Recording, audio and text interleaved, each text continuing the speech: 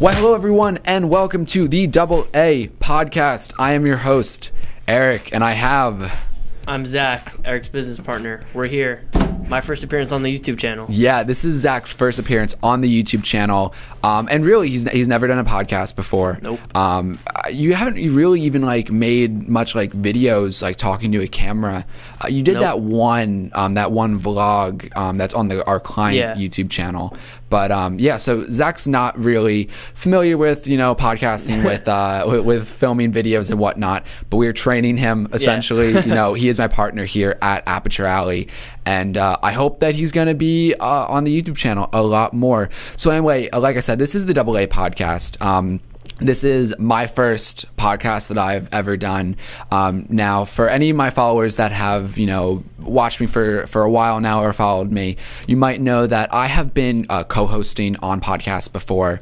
My former partner on YouTube specifically was Trevor Barnes, and we ran Inside Radio, a 24/7 online radio station. And I did not have any...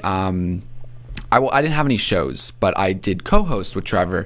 So I've never actually hosted a podcast, so we'll see how this goes. I'm not always the greatest, on camera for a continual time, but this is the first episode, and we're gonna give it a shot. We're gonna see how this goes. I really hope this actually airs. Anyway, so first off, let's just jump into what actually is Aperture Alley. Obviously, it's our YouTube channel. It's our YouTube channel name. It's our company name. But what actually is the company? Zach, would you like to give some insight on that? Yeah. So we're a freelance event photography, videography company. So we'll do your weddings, your sweet 16s, your bat mitzvahs. We'll headshots. We'll do anything you want to pay us to do, to take pictures or videos. I don't really care. I've gotten a lot of weird requests that I'm not sure if I'm gonna say on YouTube. Maybe that'll be for another time. But yeah, we are an event videography and photography business. We're also trying to get into commercial work, music videos, real estate. Which we have talked about some music videos soon. But we'll share that information later on a different episode. Continuing on, what is this podcast about essentially? So this is, the YouTube channel is my kind of slogan is, technology, filmmaking, and everything in between. So this podcast is going to be sharing what we do here at Aperture Alley, whether that is our YouTube in studio work or when we're sharing, what we've done for clients, for weddings, sweet 16s, giving our insight on how we shoot, what we shoot on to help you if you're trying to build your own company, or even if you're trying to, take some family pictures, some family portraits with obviously family, friends, relatives, whatever. We're just trying to be your, I guess in lack of better words, nonstop shop to technology and filmmaking. So with that said, let's actually jump into our main topic today. And we're actually going to be comparing full frame to micro four thirds, and more specifically, I'm going to be, I guess in lack of better words, defending the Panasonic G9, which just came out in the beginning of 2018. And what are you going to be defending? I'm going to be defending the Canon EOS Rebel 6D Mark II. Which is one of my favorite cameras. Yeah. So I guess we should discuss a little bit what we have done recently. So and keep in mind, we're going to be mostly comparing the G9 and the 6D, specifically the 6D Mark II, in terms of photography. Even though we do a lot more video here, this episode is going to be primarily about photography. So there's pros and cons to every camera you get. So let's just quickly jump into what recent photography events have we done and with what cameras. So we did a girl named Bella, her sweet 16, and we rented a 6D Mark II, my camera, with the 24-70 2.8. That event went really well. Photos came out awesome. And then we did a wedding reception where we also rented the 6D, and those photos came out even better because I've gotten used to the camera. Of course. And we used the 24-70 again, but then we added the 70-200, which is an unbelievable lens. Also a very big lens, but it's massive. We'll discuss that a little bigger than later. my head. Oh yeah. And then we did a headshot photo shoot for a company called Cellularity, a stem cell company, and we're in the process of editing those right now. And for that, we used our GH5, which is the camera that I'm being filmed on right now, and we use the 12-60. Yeah, so, you know, obviously I'm going to be mostly comparing the Panasonic G9 in this podcast. Keep in mind, we do not actually have a G9 in-house. Not yet. We'll talk about that a little later. But, I mean, in terms of the GH5 compared to the G9, yes, there are benefits to the G9, and we'll be discussing that. But still, we still did a photo shoot with, again, Cellularity on the GH5, which is still a Micro Four Thirds camera. So in essentially, it's going to be similar results. We're still able to compare it. So with that said, you know, Zach's going to be defending the 60. So in a sentence or so, why do you like the 60, and why do you think everyone should get it? Well, I love the 60 personally because when I started doing what me and Ark do now, the whole photography, videography thing, I started shooting on a Canon EOS Rebel XT. So it's a little old. Yeah, became accustomed to Canon and their whole platform, and I like the 60 a lot because it's simple, but at the same time, it's an amazing camera. Yeah, it can produce very professional results, of course. So, you know, my reason for the G9 is in some aspects, you can get fantastic image quality with this camera. Also, I personally really dig and love the low profile factor of the camera and flexibility. But, you know, with that said, let's actually jump into some specifics. And I'm not trying to really just read off of a spec sheet here. I'm not going to try to be like, G9 has this megapixels, the 60 has this megapixels. That's boring. That's, of course, I don't want to be boring you guys. I'm already boring you guys probably, but trying to make it a little more educational, if you will. So we're going to try to obviously go over the specs, but then kind of bring some realistic factors to what specs can benefit you and what can hurt you. So let's actually dive into the form factor of both these cameras, which is you know, a huge play in when you're buying a camera. So obviously the 60, it's a full frame camera. It's a massive camera. It's a big camera. And the G9 is definitely a lot smaller. I mean, that's partially due to the sensor size. There's less there's no mirrors because it's a mirrorless camera. Now, I like smaller cameras though. You know, they're easy to travel with, but you like the feel. You like the feel of the 60. I like a massive camera. I want a 6D Mark II with a battery grip. Like, I want a huge, heavy camera. Now, what's the benefit of having a big camera in your minds? Well, the only thing that's not good about having the big camera is that it's an arm workout. We get wedding hangover the next day from carrying all of our gear. But you're getting pretty buff though. Yeah. I mean, as you see, I'm using Micro Four Thirds, so I don't got anything. Yeah, it explains. Here, but like when I'm shooting portraits and I'm shooting a bridal party, I just like to have just the firmness of just a big heavy camera, because I feel that a camera, for example, as light as the G85 is tiny and flimsy, and when I'm shooting, my hands are gonna be shaking around, and I don't like that. No, I understand that. You know, despite the fact that you like bigger cameras, you should know that actually the hand grip on the G9 is actually a little bit bigger, deeper, than the 60, so even though it is a smaller camera, it shouldn't really feel like it, which is good, which I'm glad that Panasonic is really trying to focus that camera on the photography aspect of it, so that's good. Continuing on, let's dive into, you know, I guess with the design comes the viewfinder. The Panasonic G9 has an electric viewfinder, which I don't think Zach is a huge fan of, and he can tell you why in a minute. But, you know, a benefit to the electric viewfinder is you can get more data on you're looking at an actual screen, so you can see all your shooting data very easily. You can even turn on like a constant preview mode, so you know exactly what photos you are getting. Now, if you're using a flash, you know, that might not be as beneficial, but there still are some nice display options on the viewfinder. But why don't you like the electric viewfinder? I mean, it's all right. I think that the technology needs to develop more for me to become accustomed to it and appreciate it for what it is. But I'm not a huge fan of it because I look into it and I can see pixels.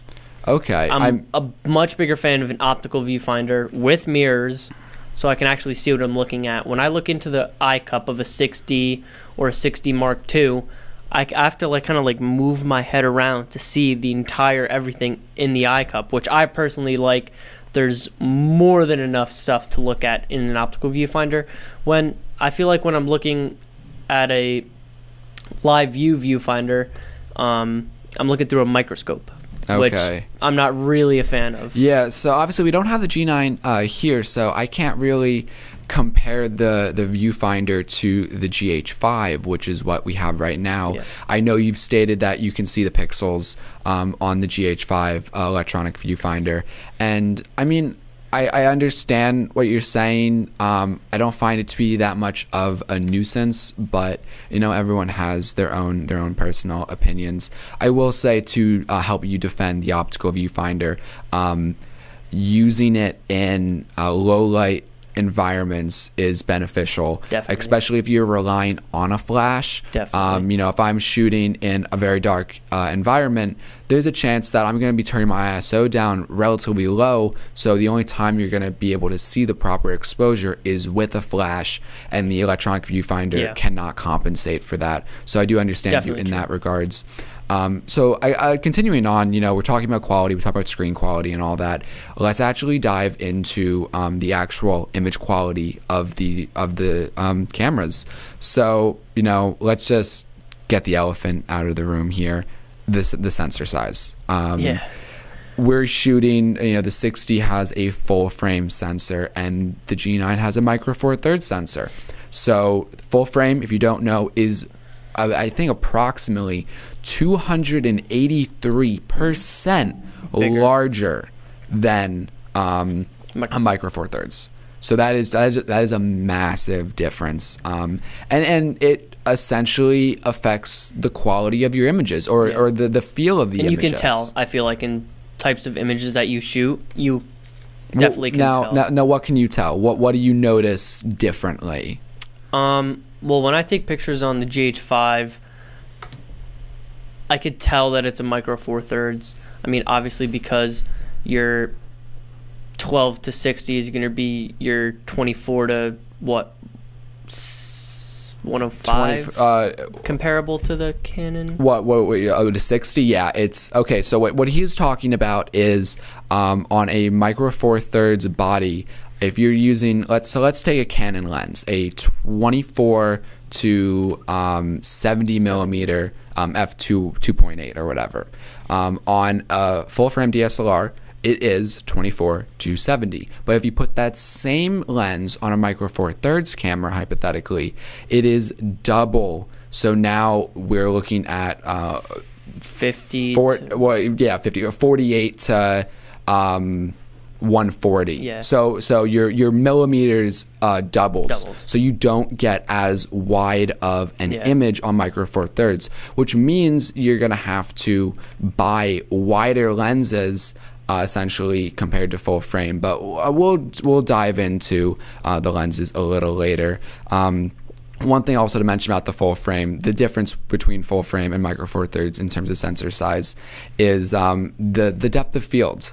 You're going to be able to achieve, you know, bokeh, blurriness of your background a lot easier on full frame.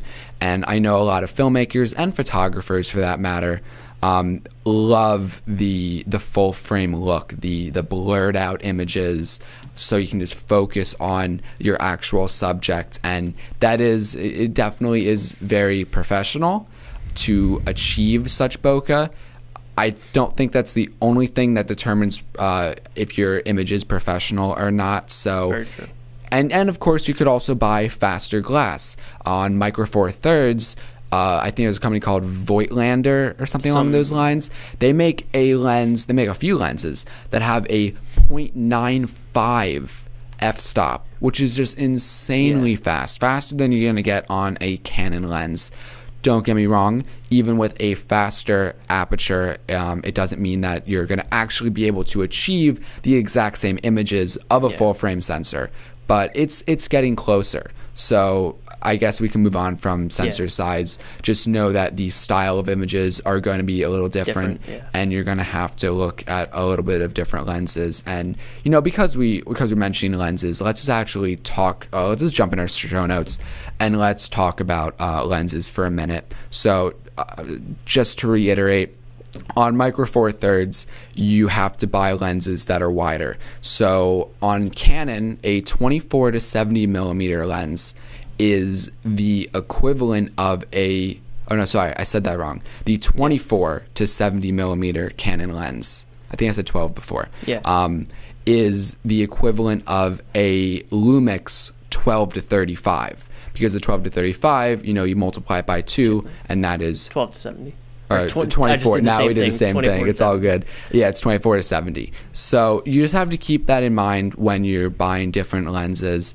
And also, you know, to defend myself, when you're buying lenses for Micro Four Thirds, yes, I can buy the lenses that Panasonic specifically makes. They're Lumix glass. They're 12 to 35. They're 35 to 100. The whole 9 yards.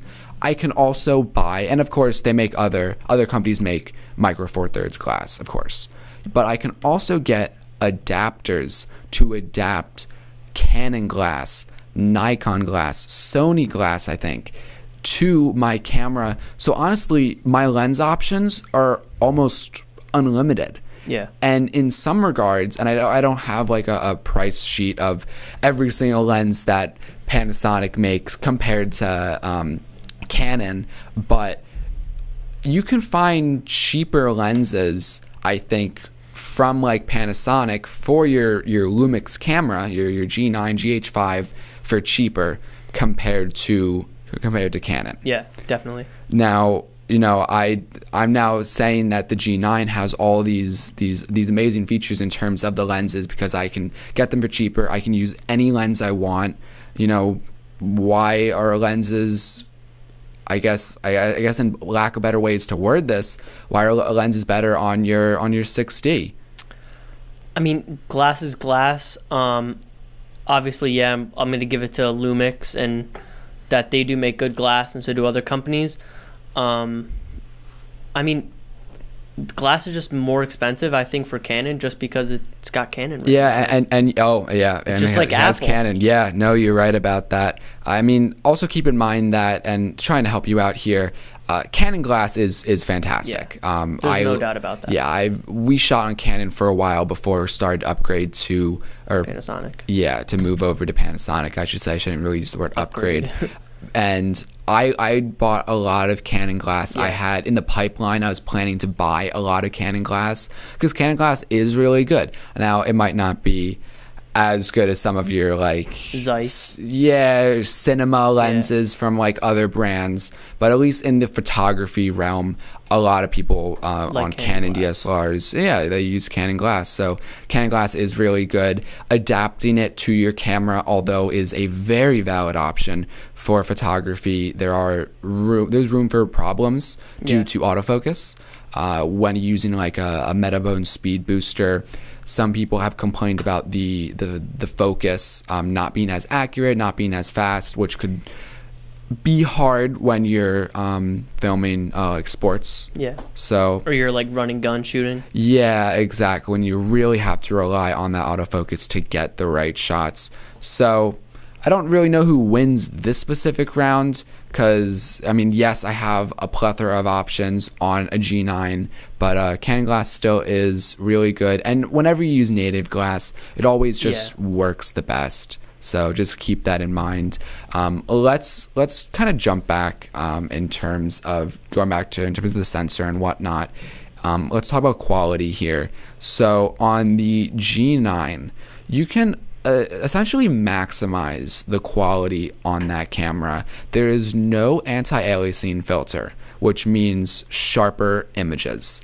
Sharper images, you know, just really good quality, really good detail. And even in low light environments, your detail is everything. So without having the anti-aliasing filter is awesome.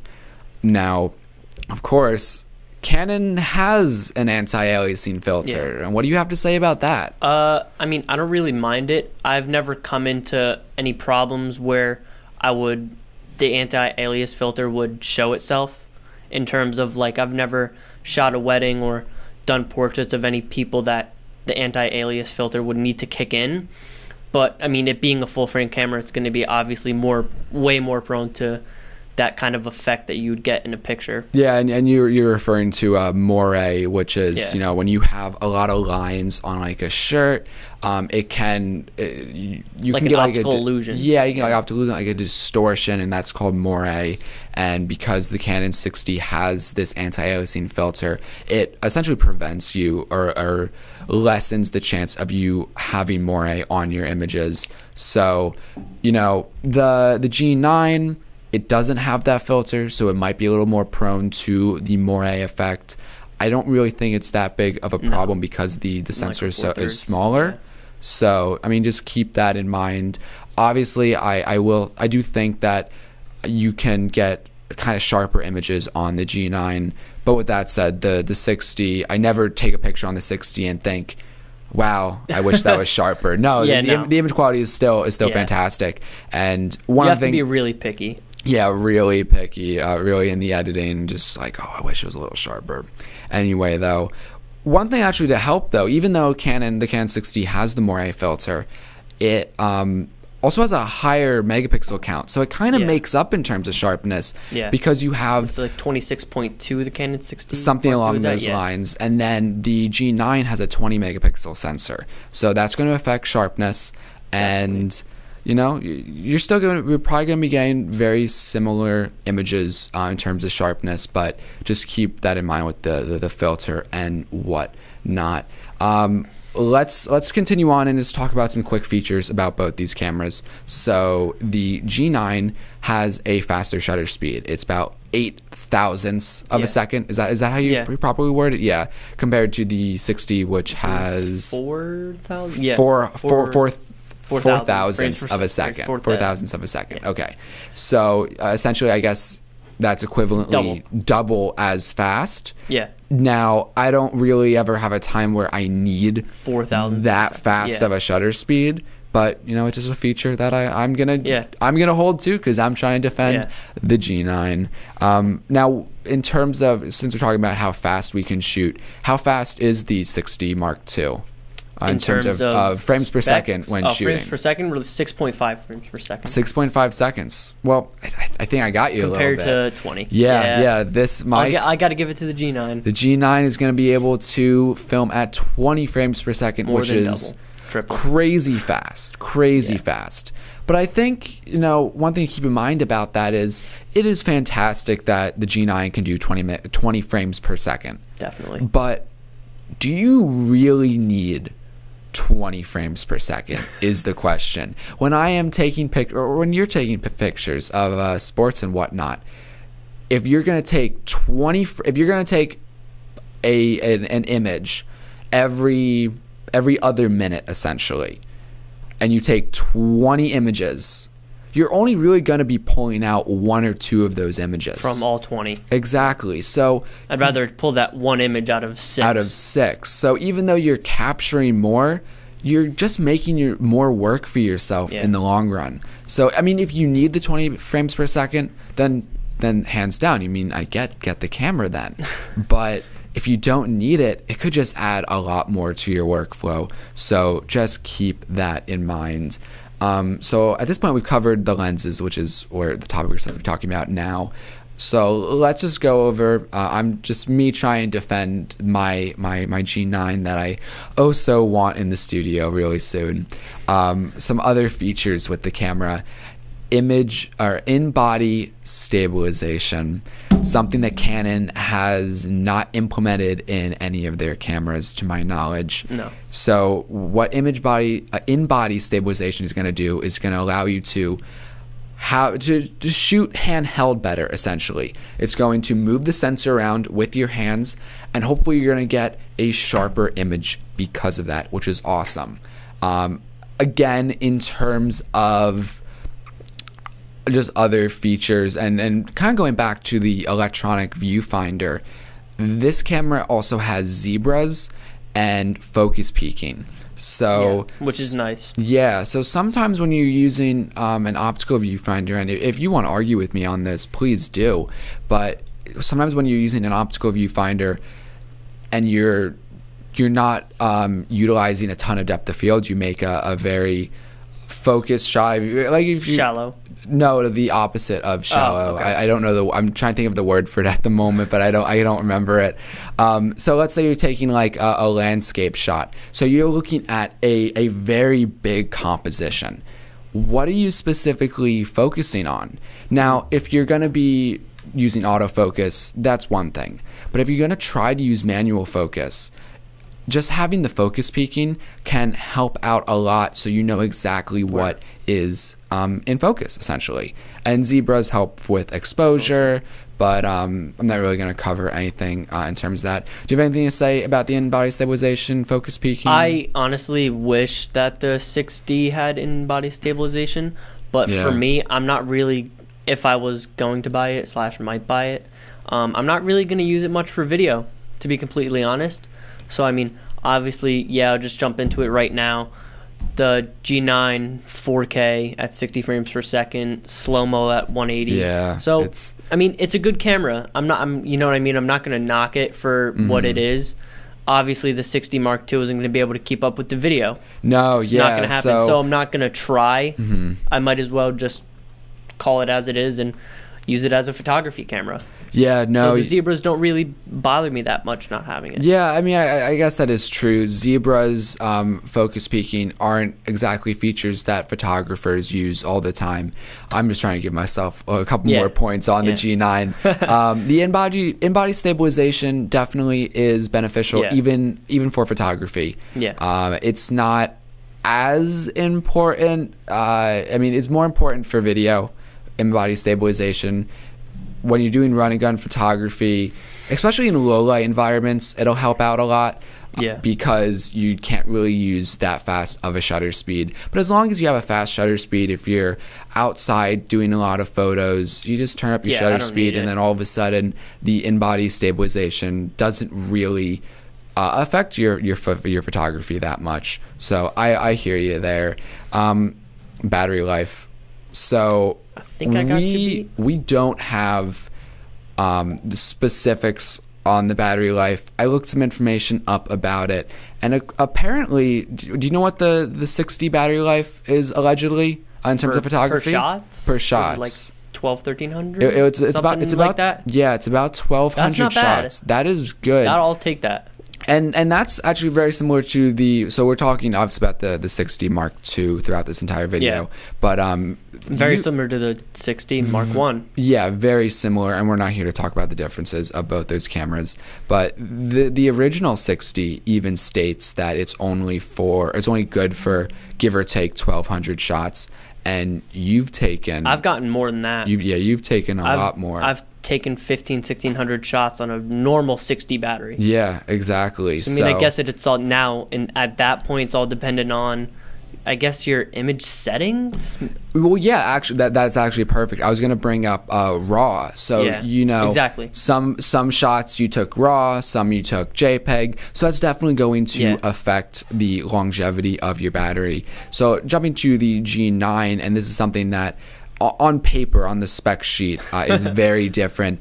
On the spec sheet, it claims that the G9 is only good for give or take 400 images. That's unfortunate. That is really unfortunate. 60. So, I mean, we don't have the camera in-house, like I've already mentioned a couple times now. So, realistically, can I only get 400 shots or 500 shots? We don't know just yet, but it looks like on the photography aspect, it's going to you're not going to take as many photos. Yeah. However, bringing up the size and form factor, and just pricing very briefly, I believe we're going to be able to get or acquire cheaper G9 batteries than the 6D. 100%. So and the G9 batteries are smaller, so I can have a couple in my pocket. I can afford a couple of them when it will be a lot harder to acquire all the needed 60 Mark II batteries. So just keep that in mind. But I think the 60 Mark II and the 60 Mark I might share the same battery.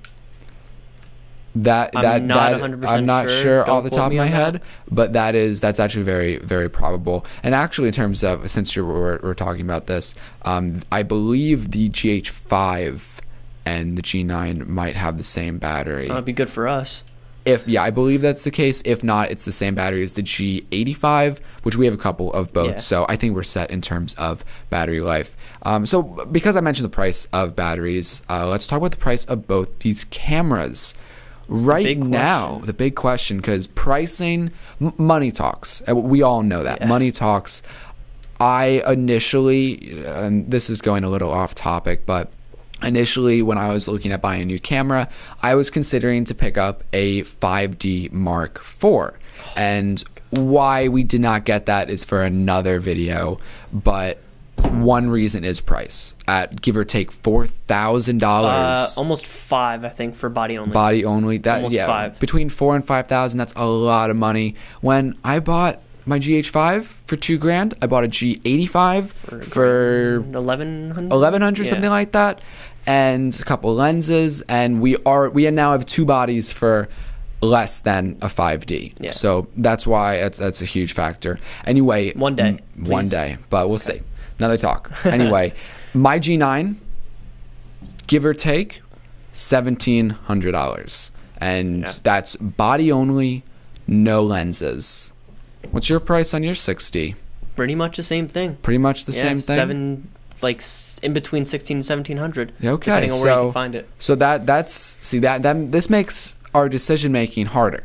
Yeah, because it's the same price. It's the same price. So now that give or take $50, $100, but when you're spending that much money on a camera, $50 or $100, whatever, it's nothing. It's nothing. So I hear you.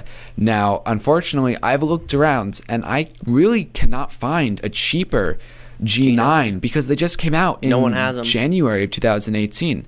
It's not even no one has them. No one has them used. No one has them refurbished. Yeah. People are still just getting their pre-orders. So I am not able to find a cheaper G9 than the retail price, if you will. At $1,700. At $1,700. Now, what's the cheapest you've seen your 6D? Because the 6D has been out for what, a year or so now. Just under a year. Just under a year. 2017. I'm pretty sure is when the 60 Mark II was released. Okay. So just under a year.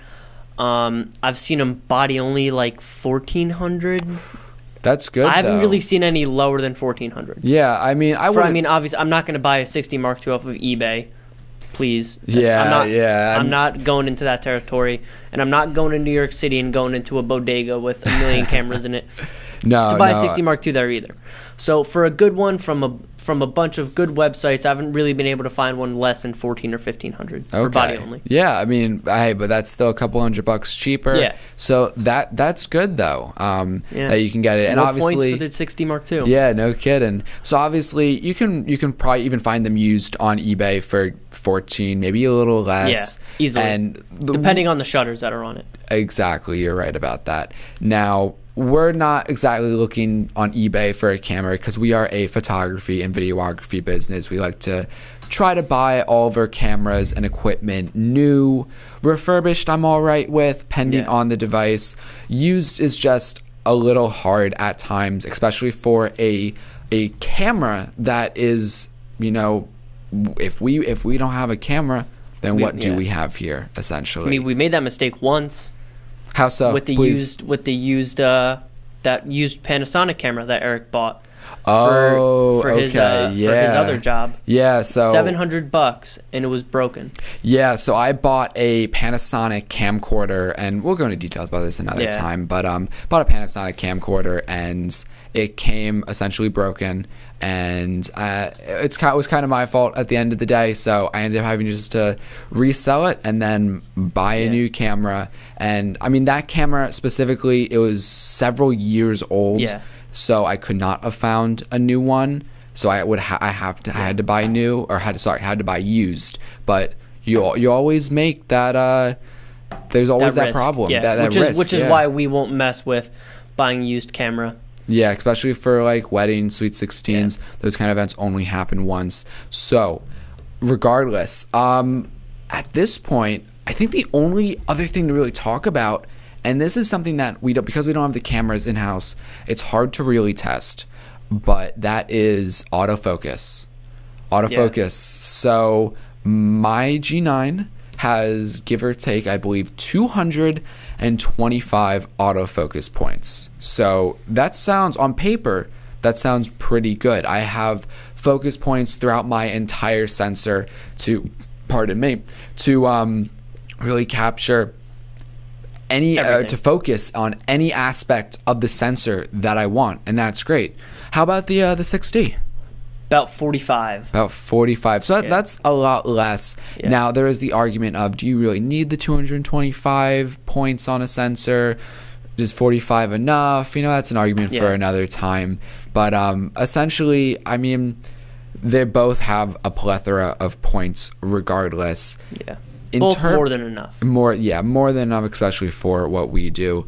Now, the question is the speed of the autofocus, and we don't have the cameras in-house right now to completely test, so it makes it a little challenging. But from, the work we have done, with the experience we do have, Panasonic hasn't always been the greatest for autofocus. Yeah. For photography, I don't think we've ever had a problem. For video, which we're not really here to talk about video, but for video, continuous autofocus is quite problematic. Yeah.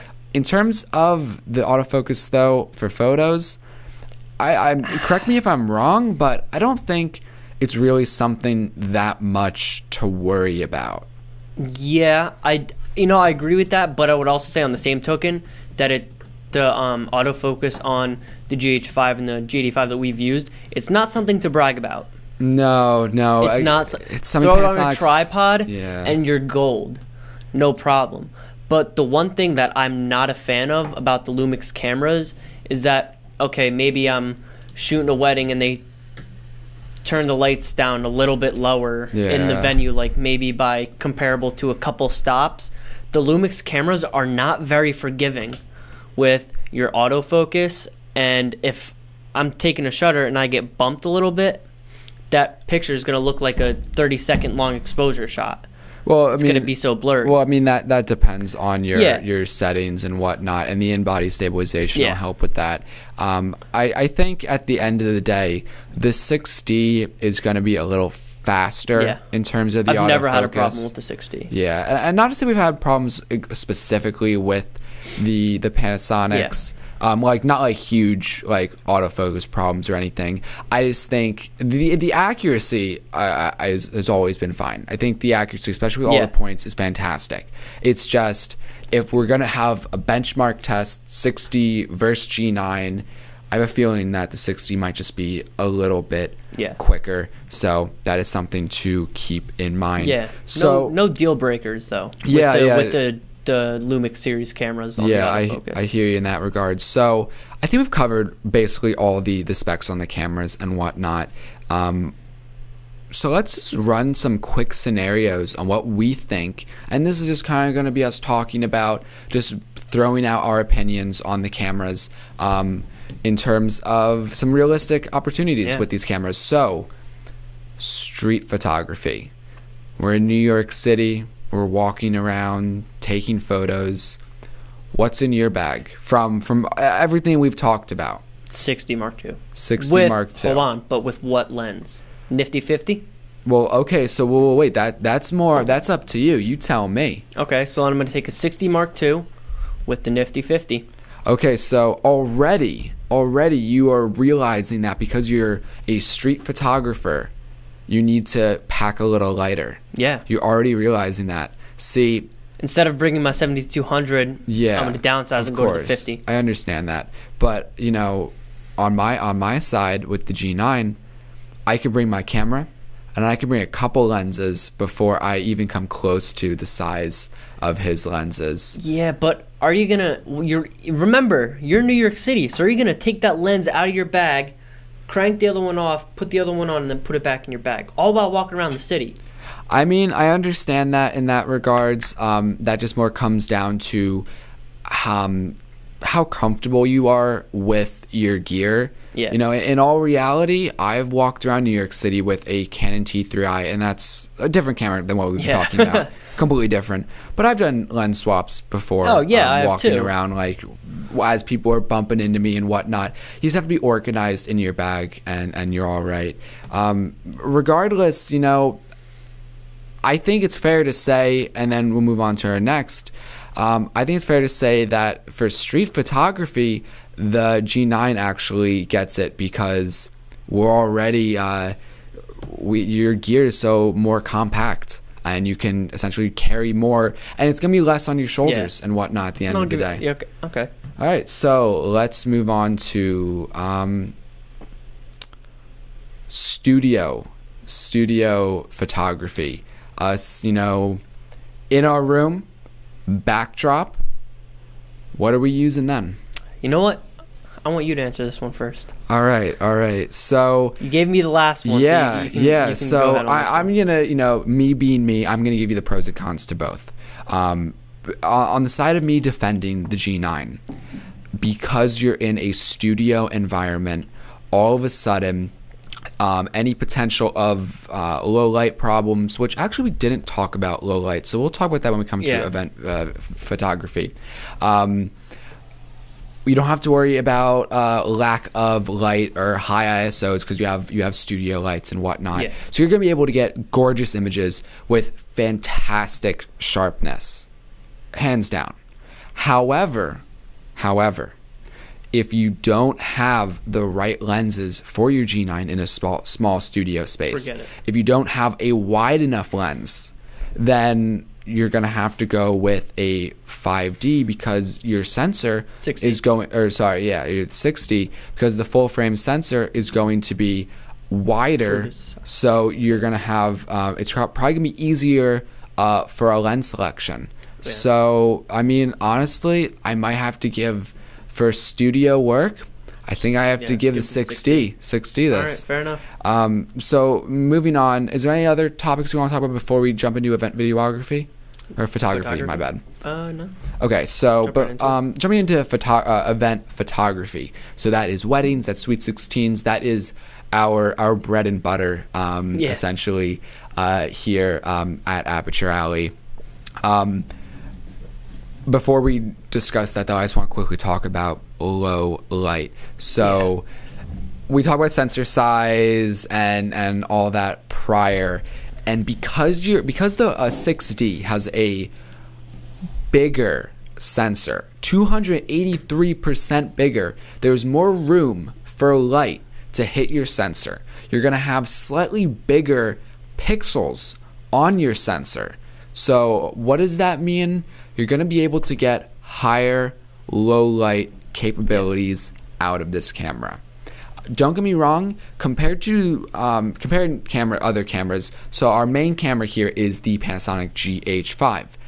Not amazing in low light, not awful. Not horrible. But, and now they have the GH5S. Really want to get my hands on that, but we need to, first, we have to figure out this photography camera first. So, the G9 though, actually for photos, and I think this was actually more specifically for JPEGs, I'm not sure 100% about RAW, is Panasonic has said that they have actually improved the low light capabilities of the sensor on the G9 specifically for photography. So obviously that's going to be nothing compared to a Panasonic GH5 5S or a 6D. But if you've used any other Panasonic cameras prior and have really worried about the low light capabilities, just know that the 6D is going to be better. It's going to be better in terms of low light. But the G9, although it might fall short, it is a little bit better than the majority of Panasonic cameras and other Micro Four Thirds. I think Panasonic honestly has the best low light capabilities in the Micro Four Thirds ecosystem. And I think also in the event photography we were talking about, in the right light. Yeah, right? okay. I think in the right light, I'll give it to the G9. Because of the sharpness, right? Because of because of the sharpness with the Micro Four Thirds and the 20 frames per second. Yeah, that's awesome. But you know, you in know, a perfect world, in a perfect world, but you know, event photography is 100% the opposite of the perfect world. Unless you're outside at 12 o'clock in the afternoon. Yeah, and even then you have to worry about the weather. Yeah, even then you have to worry about the weather. Sun is and so.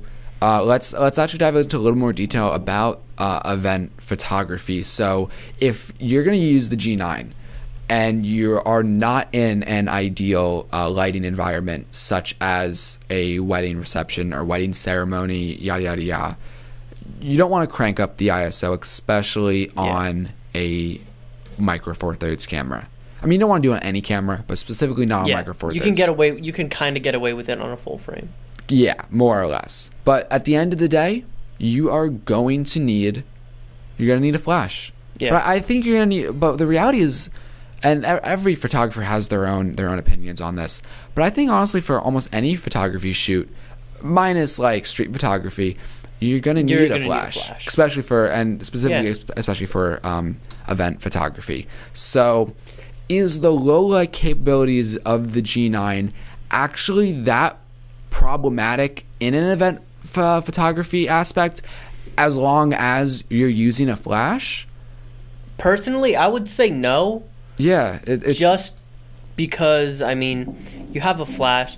Anyone who buys the G9 for $1,700 isn't stupid enough to not, in all honesty, to not bring one or two flashes to an event, to a wedding. Exactly. No, you're entirely right. In that case, I'm going to have to say no. Yeah, so it's not that detrimental. Yeah, we've actually been investing more in flashes recently, just so that we can really start maximizing our photography, and they've been really nice. We have a lot more work to do, but that's again another topic for another time. So I'm stumped right now. I really am. So let's quickly go over for event photography. What we primarily do here at Aperture Alley, minus any commercial work or in-studio work. What camera do we give it to? Because the G9, it's sharp, but we also have, and it's sharp, it is lightweight, so I can carry things around very easily, which will try to somewhat eliminate or reduce your wedding hangover, which is very helpful. But on the other hand, you're getting some really gorgeous shots with shallow depth of field on a full frame, and you don't have to worry as much about the low light ability. So I would say the comparison and what camera to give it to is that I would almost call this one a tie, because you think if you want to play it safe, right? Yeah. Obviously, you're still going to bring your flashes. You're still going to bring a couple lenses. With either camera, there's no question about it. Of course. So, if you want to play it safe and you know that everything's going to go smoothly and go perfectly, you're going to bring the 60 Mark II. Oh yeah, I think you're right. I think you're right about that. Go out on a limb and say, let me just try it. You're going to bring the G9. Yeah. No, I hear you. But you might leave your 60 Mark II in the car, God forbid.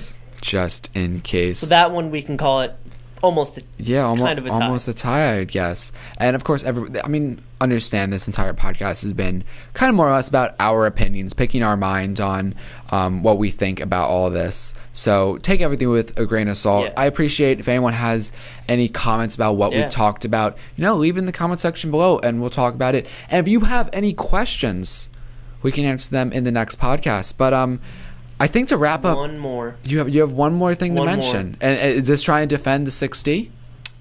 Or was it with the G9? Well, give me your opinion. Okay. Travel.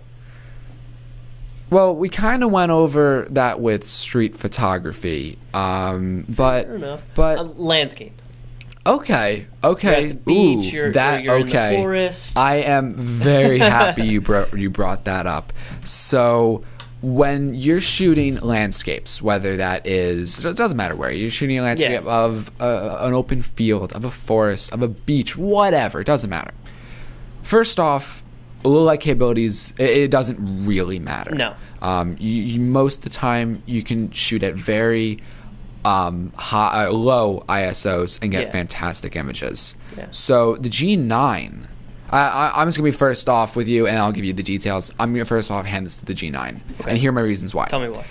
Sure, the megapixel count on the sensor is slightly smaller at 20 megapixels compared to 26. And then the 26 on the 6D is awesome, fantastic for landscapes. But the G9 has a feature where it will take multiple images with the sensor. I knew it. And create. I knew you were going to say it. Create an 80 megapixel image. Yeah. And that is fantastic. Now, there's some problems with that, though. You cannot have you can't have a ton of movement in your shots. So you're going to have to throw in a tripod. Hands down, you're going to have to use a tripod, which that adds a little bit of bulk to your what you need. With that said, I mean, they do make very compact tripods. They make very compact monopods. And because you're shooting on a smaller camera, you don't need as beefy of a tripod, so I wouldn't worry about that in too much. But you can make some really gorgeous images with that, very high megapixels, which is awesome. So first off, just the detail you're going to be able to get with the camera, as well as in terms of landscape, you're going to be traveling. Very well, I guess you can just have all the gear in your car and you step out of your car and take the shot, but you might be hiking to get to your location, and to have lighter and less gear on you is very beneficial. Do you have any other things to mention in terms of landscape photography? Anything any reason why I should get the 6D or hands down G9? Obviously, both cameras are amazing, and I think the 6D is obviously going to put up a good fight. Yeah. Because that 6D lens, whatever you put on it, is going to be, you're going to get way more in your shot. You're going to have way more landscape in your shot with a full frame camera. I mean, at the same time, you always have to get on a wider lens. Which is, I mean, that's just achieving your lens arsenal. So is that really that much of a concern? No. Not really. But just keep that in mind. And also with the full frame sensor for landscape photography, it's all of a sudden actually might hurt your image because it's a bigger sensor. If you have your aperture open all the way, it might try to focus on, if you're taking a shot of a line of trees, it might try to focus on the first tree, the closest tree to you. And that's actually happened to me.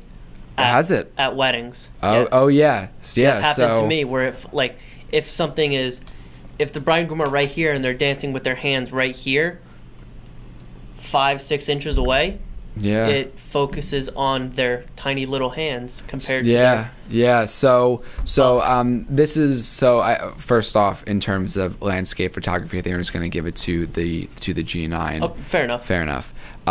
So I guess very quickly jumping back to the event photography aspect. Yeah, no, you're right. Even though a 6D, a full frame sensor, can create gorgeous images because of the depth of field. The depth of field can also be slightly problematic because depending on the scenario, you might try to take a photo of your two couples, but if your two couples are one's a little further than the first, it could be half a foot. Yeah. And the 6D Mark II will pick it up. Exactly. Which I like. I'd rather it pick it up and the image come out a little oddly focused than it not. Yeah, understandable. But I mean, yeah, no, I hear you. And for all you people that are angrily making a comment right now saying, saying, oh, well, if you're worried about that, then just close down your aperture. And although that is an idea, it also is a problematic idea, because in event photography aspect, there might not be enough light for you to be Yeah. able to close down your image. Anyway, so my camera battery is actually dying. I don't know how. I don't have. Can you see it on there? No, I cannot. So we need to wrap this up. So, Mr. Zach, what camera are we buying? That is what we're here to talk about. I mean, going back to the play it safe thing, if we're gonna play it safe, we're gonna buy the G9 because we got rid of all of our Canon stuff and we're already. Well, actually, I think you just went back on yourself. Prior, you said to play it safe is the 6D in event photography, but I'm saying in a grand scheme of things. Okay, all right. Thank you for that clarification. Yeah. So, actually, no. Sorry. Continue. You had a good thought there. Yeah, because we sold all of our Canon stuff. We don't really have anything Canon anymore except for this Canon mug. Yeah, that's the only thing and that's not good on. I can't put that on camera. No, you can't. So, it's all you, Zach. It's all you. My camera died, so now they're looking just it's at all me. you. You guys are looking just at me. Eric's camera died, but yeah, we're already invested in Panasonic more than enough, and we don't have any more Canon stuff. So, what I'll say to that is, I obviously really want the 60 Mark II, but on the same token, I'm gonna have to spend way more money reinvesting in the Canon platform than the Lumix platform. No, you're entirely right there. Even though we definitely have a lot of lenses to buy, honestly, thousands of dollars of lenses to buy for Micro Four Thirds, we would have to buy essentially double of those lenses if we also got the 6D. So no question. So we're gonna go with the G9 for our in-house photo shoots, for our event photography shoots, because yes, is it really playing it safe? Maybe not in terms of the quality, because it's something else we have to learn. Yeah. But it matches what we have already, which is necessary. Fantastic. Yeah. And I don't ever want to just sit here and just accept something for what it is. I want to try something new, make changes. I think that's what we're going to do. And at some point, we'll definitely get our hands on the 60 Mark II. We'll definitely rent it and try it out for you guys. And let you know how it is. Of course. And if we need it, if we need it for a shoot, then of course, we'll pick it up. But for what we want to invest in right now, then we're going with the G9. Yeah. So guys, if you have any other questions or comments about what we've talked about today in terms of our camera comparison, please let us know, and we'll try to get back to you probably on the next episode of the podcast, which hopefully will be next week. Yeah. We'll see how that all works out. Maybe I'll actually get my battery charged all the way so that my camera doesn't die. My first appearance and my battery's charged. Yeah, I mean, I gave you my baby. Yeah. Essentially, I mean, it's our baby, but it's besides the point. Anyway, guys, that is the AA podcast. I don't think I mentioned it. Today is February 1st, 2018. This video will be posted probably several days after that, but that is all right. So, guys, we've been recording for like an hour now. We got to get going. It has been an hour. All right, guys. We'll catch you in the next one.